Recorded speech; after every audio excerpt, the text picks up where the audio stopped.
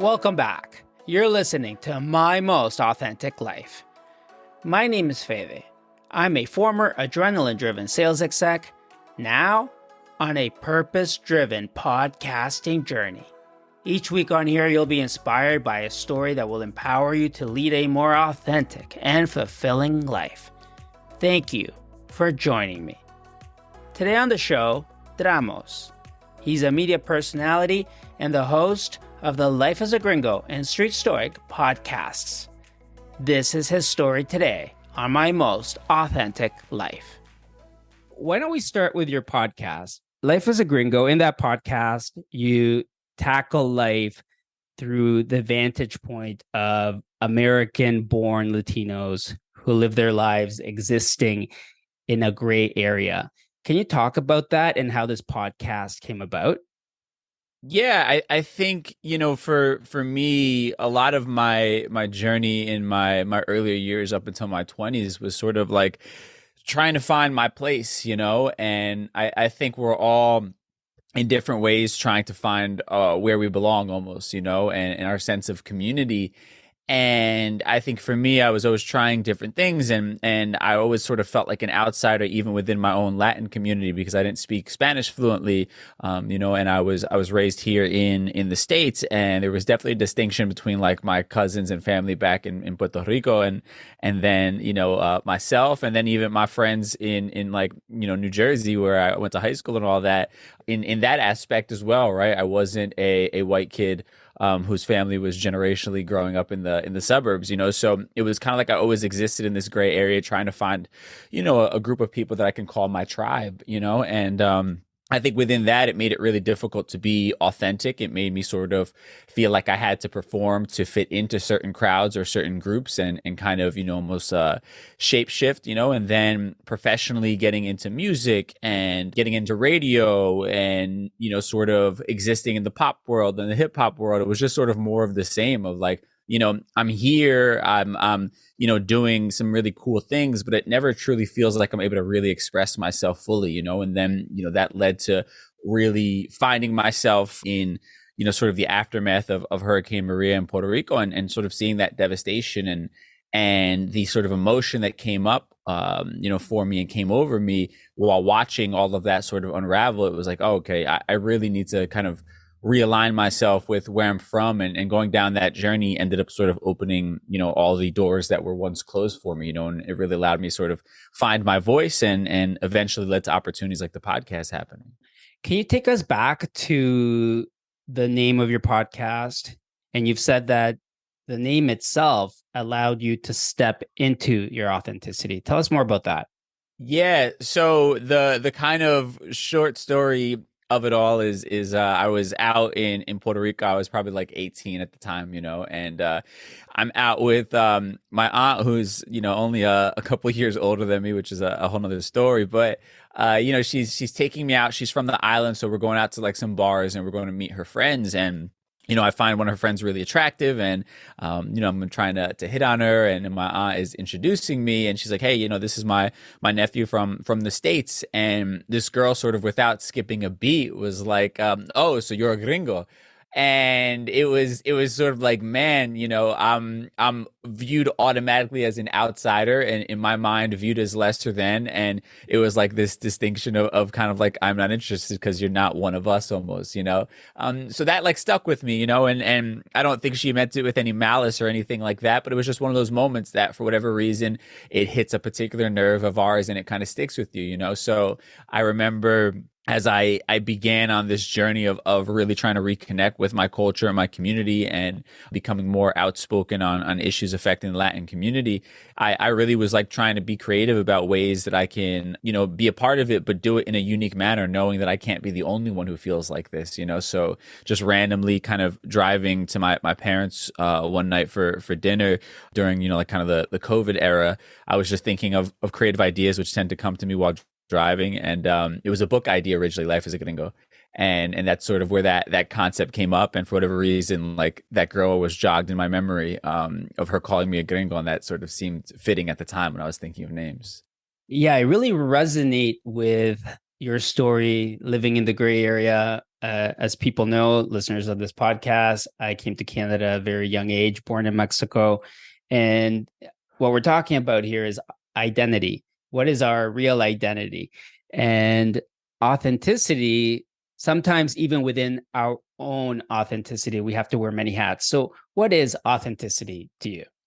Authenticity to me is, I think a real world example of it would be I'm really into like fashion and clothing, right? And I have my own particular style that I really enjoy, right? But it's not necessarily going to be the popular style of some of the bars that I might frequent, right? And there's this tendency, like a little voice inside of me as I might be getting dressed to go to a bar one night, is like trying to dress for the place that I'm going to almost, right? Trying to make sure I'm wearing something that like the girls that are going to be there are going to find attractive because it's the norm for them, right? And I constantly have this dialogue. And this is like a silly example, but I think it's a real world one. And I have to force myself like, no, we're not going to change what we do to make other people feel more comfortable or more accepting of us, right? And for me, that's been a practice in authenticity, is dressing how I want to dress, knowing that I'm probably going to be the oddball standing out, and being okay with that and forcing myself to be okay with that because this is what I enjoy wearing and my personal style, right? So to me, that's like a real world example of what it means to walk in your authenticity. Absolutely. Yes. We're always kind of performing, I guess. But eventually, you said a really great word earlier, shape shifting. Is there room in certain areas for the shape shifting? Yeah, I mean, I think, there's also a level of respect when you're going into certain places, right? So a wedding, you're obviously respecting the venue, respecting sort of the ceremony in itself, right? And I think you can compromise, right? But I think that that's sort of where it ends. You don't change completely who you are, but you sort of compromise for the setting, right? To be respectful of it. And I think that there's a healthy balance within that, right? And if you're working in like corporate America, obviously you're not going to be speaking the way you speak amongst your friends, right? So it's a healthy balance, but I think it's one that you have to be careful with to not lose yourself within, right? And I think you have to have sort of foundational things that you're just not willing to budge on, and you're okay sort of living and dying on that sword. So, something that has stuck in my mind as well is that you're living your life on purpose, or it's purpose over a paycheck. What does that mean? I think at the end of the day, it's the recognition that happiness is only going to derive, like real happiness is only going to derive from, doing things that I'm truly like really passionate about, that are in my mind making a difference, that in my mind are the things that I was put here to do, versus just collecting a bunch of checks for the sake of getting money. And obviously money is something that's essential for our living, right? So there are going to be, again, compromises made. But I think at the end of the day, as long as my basic needs are being met, I need to lead with, does this feel right for me, who I want to be, and what I want my lasting legacy to be at the end of the day? I think for me, it's like coming from a world of entertainment that is very shallow, very superficial. Working in that world, I had to sort of step away from a lot of the validation that came from being attached to particular brands and being around celebrity and things like that, because it just wasn't something I was passionate about. It wasn't fulfilling me internally. I wasn't making the impact that I wanted to. So, for me, it's like, okay, maybe I take a little bit of a pay cut here doing my own thing, but at least at the end of the day, that fulfillment is going to be there in knowing that, I'm, using my voice for good, and I'm doing things that I'm passionate about, working with people that I care for, and hopefully helping others more than anything else. And on the point of using your voice, you've said that you are unapologetic. That is so important for people that are living their most authentic lives. How do you live unapologetically? I think you have to not be trying to please other people, right? And I think that there's a balance to it. It doesn't mean you can be a rude, jerk to people and say nasty things and you just call it authenticity, right? There's a difference. I think unapologetic is saying like, this is my point of view, this is my stance. I respectfully disagree with what you're saying. You know what I mean? And I think that's sort of what I mean about being an unapologetic voice. I'm not going to censor my beliefs for your comfort, essentially. I'm not going to make myself smaller just to make you feel more comfortable. And that's what I mean about sort of being unapologetic, right? I think a lot of times even in casual conversation, we will sort of mirror somebody else's viewpoint just for the sake of not stirring the pot or whatever it might be. And I'm not saying you have to get into like full blown arguments unnecessarily, but you also just don't have to be so agreeable. You're allowed to have a difference of opinion from somebody else. And as long as you're coming at it from a respectful manner, as a human being, that's on them if they, have some sort of issue with it. But at least, people are always going to know where you stand, and you're not sort of, I don't know, you're not losing yourself for the sake of making others comfortable, I think is probably the best way I could put it. Yes, absolutely. So take us through that journey to arrive where you're at today, because it doesn't happen overnight. You've had a couple of key points that you've mentioned on this interview. Take us through that journey. How has that evolution taken shape for you? It's wild. I mean, I never predicted I would be here specifically. I always I think I'm like a master manifester. I always knew I would have a creative career, but never did I think podcasting or radio, any of those things was going to be it. I was a musician first, and I was playing in bands and like serious bands since I was 18, and I'm 35 now, so I've been doing this for a long time of just pursuing a creative career, and it went from playing in bands to DJing, and working also on the business side of the music industry, and then into radio behind the scenes, and then, DJing on the radio, then being on the radio, then, doing podcasts on the side. And it was just like years and years and years of just like, these ebbs and flows of this very non-linear pathway to get here. I think one thing I always talk about is like, just embrace the pivot, don't get too fixated on one idea of where you think your career, your life is going to go. I think goals are important because they sort of give us like a North Star. But you also have to be okay with sort of jumping off of the train at an unexpected stop if an opportunity presents itself, right? And that sort of, I think, is probably the key to my career and how I've ended up here is like, I've never sort of just, stayed on the train as it ran into the ground. I always was okay with jumping off at an unexpected point because I saw the opportunity. When a door opened, I ran through it, So my career and the path to get here is just like, doesn't make any sense like written down on paper whatsoever. But like, every little stepping stone taught me all that I need to be here right now. But yeah, I think it's like, expecting the unexpected at the end of the day is like the greatest summary of my career, I think. Yeah, I love that. I love that because even the train stops could be not only opportunities, but life jackets from what you were previously living as well, right? Yeah, no, that's a great way to put it. Yeah, I think, it's not about giant leaps forward. I haven't really had that many of those. Even the moments that like are huge sort of career defining moments, they took a while to develop, into what they became, so for me, it was just like these little things that allowed me to move forward little by little. But yeah, I think that's a great analogy, kind of giving you the life jacket, right? And each failure or each part of your journey is a lesson that makes you better for the next one, I mean, even, going from being a musician to radio, when I was in a band, branding was at the forefront of what we did, right? Because you had to like look the part, you had to sound the part, you had to have the name and all that stuff. So when I got into radio, I was one of the people thinking incredibly differently because social media had just become a big part of that. So a lot of these guys were used to just being behind a microphone. Nobody saw what they looked like or any of those things. And there I was, like dressed to the nines at 1 a.m. to be pressing buttons, at the radio station. But it was like that became something people knew me as. It was always like, hey, like we should give this guy a shot because he looks the part. Or who is this kid? Like, he looks like he is supposed to be here. Like, who is this guy? And it would intrigue people because I had learned that lesson prior to about branding, right? And now it's the norm for anything that you do. You could be an accountant, and you have to have a social media presence and all these things, right? But again, all those little steps along the way, it don't seem like much at the time. They're all like lessons that are going to help you be even better at whatever it is you're doing moving forward. And a lot of what you're saying is about embracing the pivot. I love that expression, embrace the pivot. What is one example that stands out, one experience that stands out in your mind of you embracing the pivot, and how did you approach it?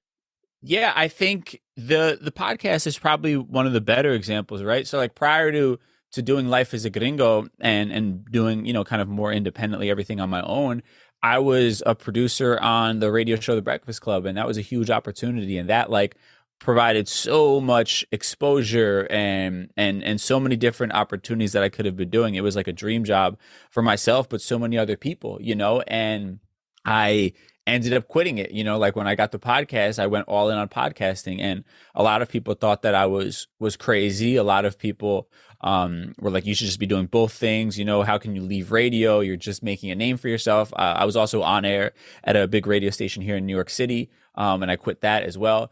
So I went all in on the podcasting aspect, and I sort of had the foresight to see the opportunity that was there, that this was becoming the new radio, right? That this was going to yield the same opportunities. And I wanted to be one of the first ones to sort of arrive there as far as like the company that I'm in partnership, iHeart. And here we are, 2 seasons later, 2 years down the line. And now I'm getting the same opportunities as a lot of the radio people that I was rubbing elbows with. You know what I mean? And like, so the world has now accepted podcasting as a legitimate form of media.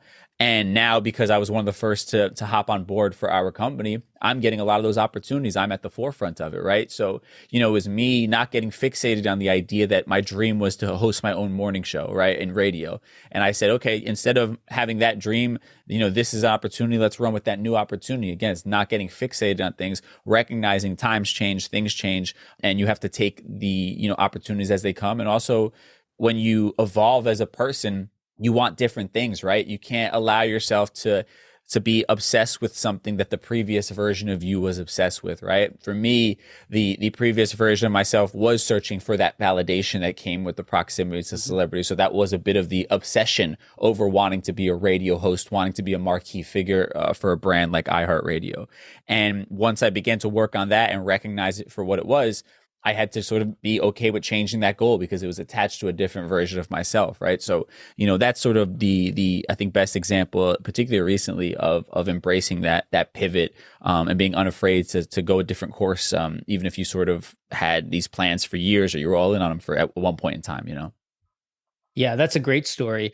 And so now that you're wearing this podcasting hat, in terms of cultivating your voice and using your voice to create content for your new audience, who is your audience in broad terms? And how do you define that to inspire the creation? Yeah, I think it's in like specific terms, I mean, or the sort of general of who we attracted, at first it was a lot of American-born Latinos, it was, I think like 18 to 35 is our main demographic. And it's also though branched out a lot into, I think, just anybody who's searching for a place to call home, essentially, the ability to be authentic, as we've been talking about today. Because I have a lot of people who aren't Latino that listen to it, but still can relate to it. Because I think, this is sort of my lens to tell the story of authenticity, but still a story about authenticity at the end of the day, right? It's still a general story of finding yourself and trying to live in alignment with who you really are. And I think anybody relates to that, so I think my audience is people who recognize that something is missing in their life and they're not living up to their fullest potential, or they're not living in real fulfillment. They're not, living with real, sustainable happiness, and they're trying to figure out how to really unlock that for themselves. And I think that's sort of what the podcast provides, is an example of somebody who's on that journey along with you and is challenging themselves to grow and is sharing their own journey of growth and all the trials and tribulations of it, and I think more than anything, it's somebody who is literally on the roller coaster ride of life with you, right? I'm not trying to give off this idea of perfection, like I have it all figured out. That's one of my biggest gripes of people in self-help and wellness, is they sort of tell you that they've figured out the magic key and then now the rest of their life is perfect and they're like, riding into the sunset. And that's just not what it is. Like, one key works right now and then next week it doesn't work anymore for you and you have to figure something else out. That's just the ebb and flow of life and mental health and all these things, right? We're all constantly changing, trying to figure it out. And I think at the core of it, my audience, is on that journey with me, and they see somebody who's authentically just trying to figure it out like them. And we find home and community in that idea together. Yes, well, that's funny what you say about the wellness space, because it's when you finally see it and you can't unsee it, that's when it just got complicated, actually.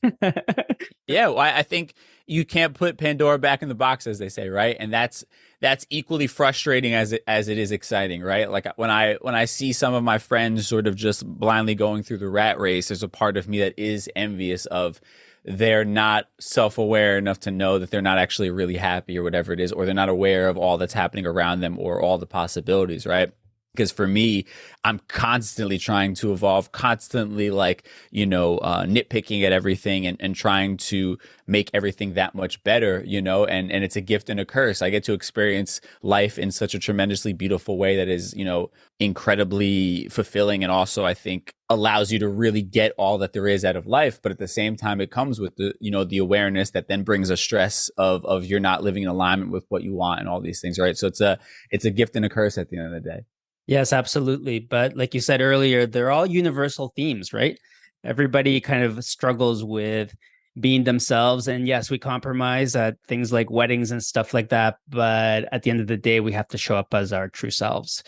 So, how does activism come into play? I know that you're an advocate.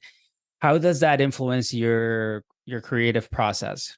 Well, my whole thing is like conscious living, right? And conscious living is, really being aware of all of the decisions that you make, be it the smallest to the largest, right? And a part of that is community, and outside of even just, the people that you find home with and the community around you that you spend time with or that you are a part of as, being like a Latino.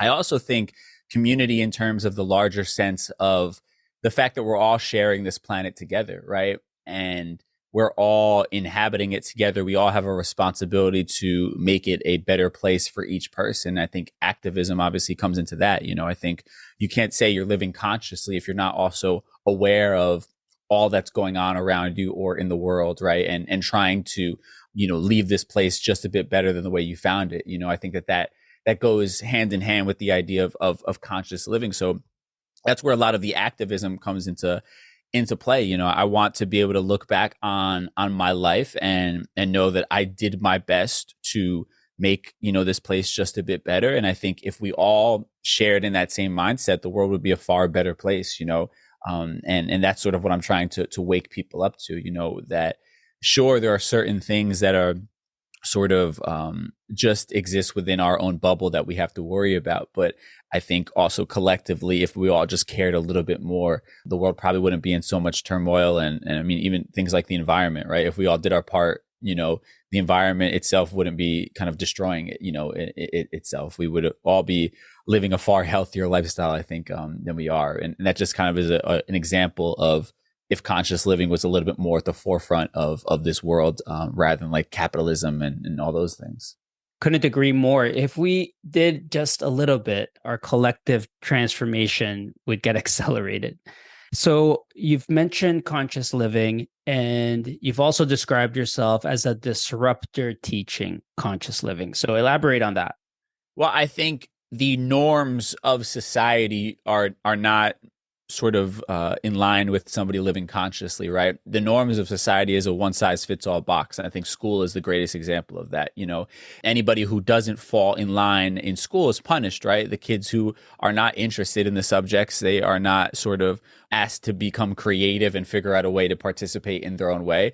They're told, if you're not participating in the way that we've dictated, you don't, fit into this box, and we're going to punish you and sort of beat you into submission, essentially, right? And that's the way we are with life, where, if you don't have the car, the house, the marriage, the kids by this age, you are a failure at life, right? If you don't have this, the status symbol, whatever it might be. And for me, I'm trying to disrupt what has become the norm, because I don't think the norm is actually on par with what makes us happy as human beings, right? I think we're seeing it. There are so many people who gone to college, they got the job only to be miserable, and then now they're just like, man, what, I just wasted all of this time and money and effort creating this life just because it's what I was told is the right thing to do, right? And at the end of the day, everybody has opinions on what you should be doing, be it your family, be it society as a whole, but you're the only one who really has to live with them day in and day out, So I think that there's like this disconnect between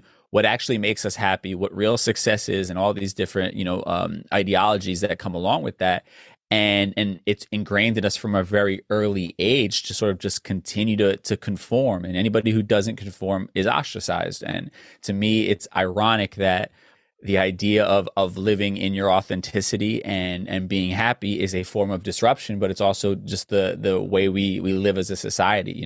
Anybody who dares to be different is ostracized. We're talking about fashion and things like that, right? And that those are all forms of disruption at the end of the day, and they're necessary for progression. But yeah, that's sort of what I view myself as. I'm pushing ideas that, while they should be the norm, just aren't. And that's why I consider myself a disruptor. Yeah, absolutely. Being authentic is disruption. Yeah, definitely. Absolutely. So my next question is kind of redundant, but what is good trouble? Oh man, so it's good trouble is being unafraid to stir the pot a little bit, right? And it's, again, not like being a jerk, not doing anything that is morally wrong, but it's being unafraid to push buttons a little bit, to go against the grain, to do things differently, to challenge the status quo, right? Like, I was always that person when I had a full-time job. Like, my boss would tell me to do things one way, and I would go and figure out a different way to do it, that I found to be more efficient, right?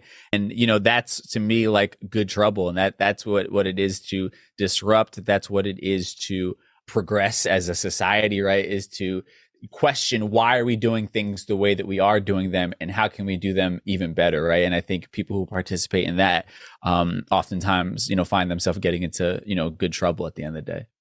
I love that. And what you're talking about, there's participation, and that leads into my next question: participation from the collective, right? You said that you found your tribe, and finding your tribe doesn't mean finding another 100 people that look like you and act like you. Exactly. Yeah. What is finding your tribe? I think it's finding a safe space, right? Of like-minded individuals. And to your point, like-minded doesn't mean exactly like you. I don't think that's healthy either. I think you should have challenging ideas and different perspectives and things like that. But I think it's, for me, like my tribe of people that I've met through doing this podcast, it's, people who want more for themselves, who are challenging the ideals that they've been taught, who are pushing themselves to do the hard work that it takes to grow and to heal, and are wanting to create things that they, themselves have been starving for, which essentially is what the podcast was, right? I was looking for something like this, and I ended up creating it, and that's sort of what I find in my tribe, and why, what I would consider to be the tribe of people that we have. We're all there looking for the progression of both ourselves personally, but as well as the community and culture as a whole. Yes, beautiful, beautiful. So can we talk about your book?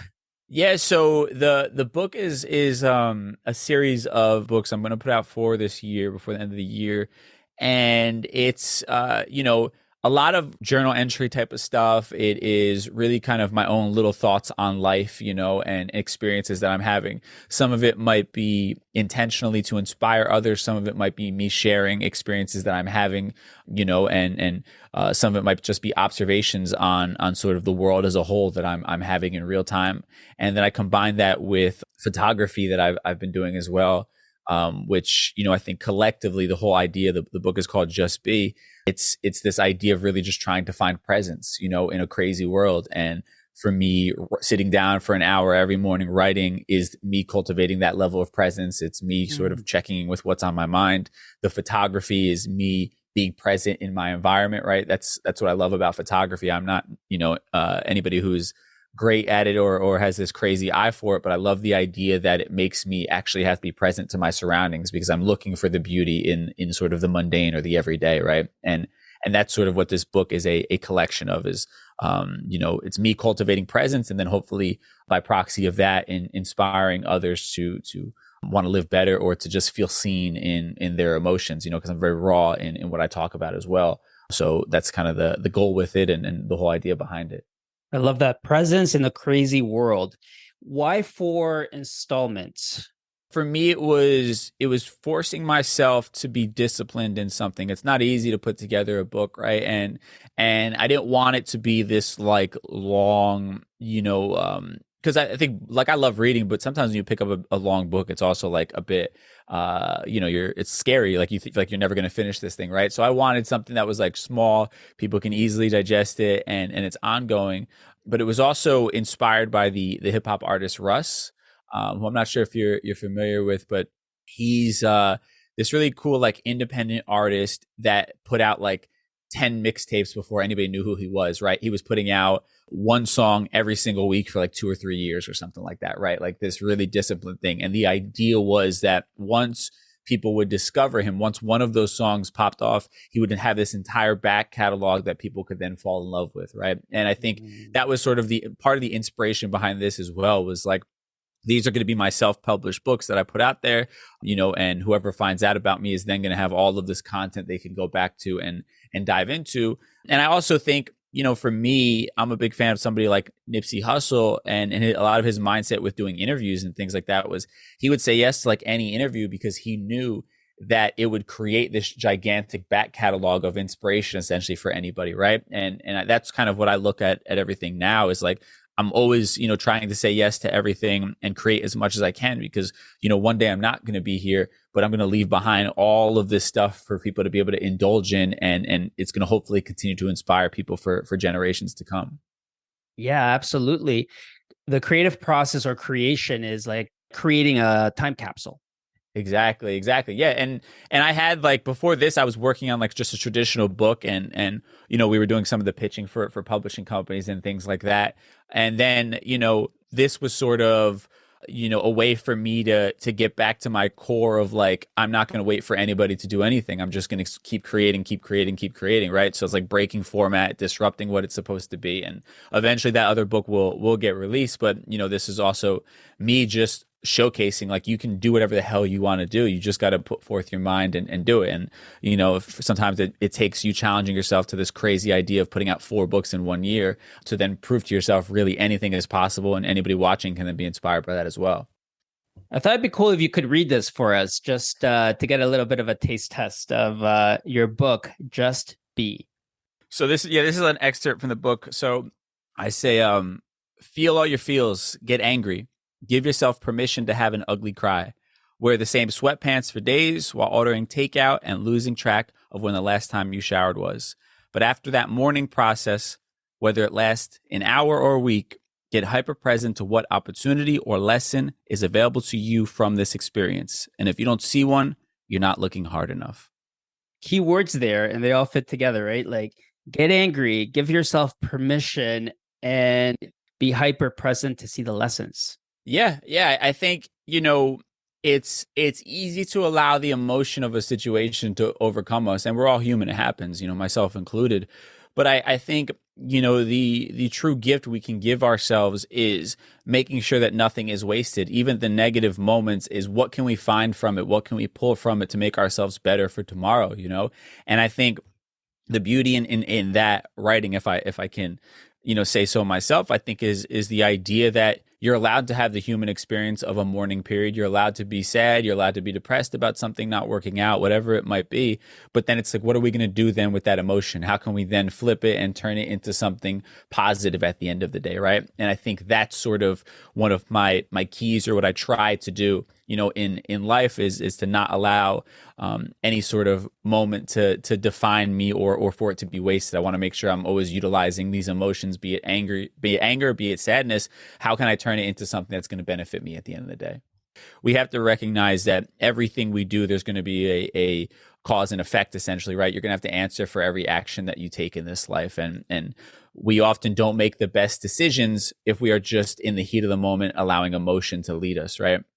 I always try to picture, when I get overtaken with like emotion, be it sadness or anger, I try to like think of a buffer between me and my reaction, so something to like slow down for a second so I can process what I'm going to do, how I'm going to respond in that situation, with my long-term self in mind. You know what I mean? Like if I get, the real world experience, somebody, does something crappy to you, you're out and about and you get into a physical altercation, like if I beat somebody up, I get arrested, I go to jail, I have to go to court, I have to spend money. Like all of that leads down this road that is completely negative for me and the life that I want for myself, right? Whereas if I can slow down, be still, be present, have the presence of mind to know all that could happen if I don't react the right way, then that lets me make a far better decision, right? It makes me make a decision that is in line with the life that I want for myself. So that's what I would see as responding, is having that buffer to remember your North Star, remember the life that you want to live for yourself, and then act in accordance to that.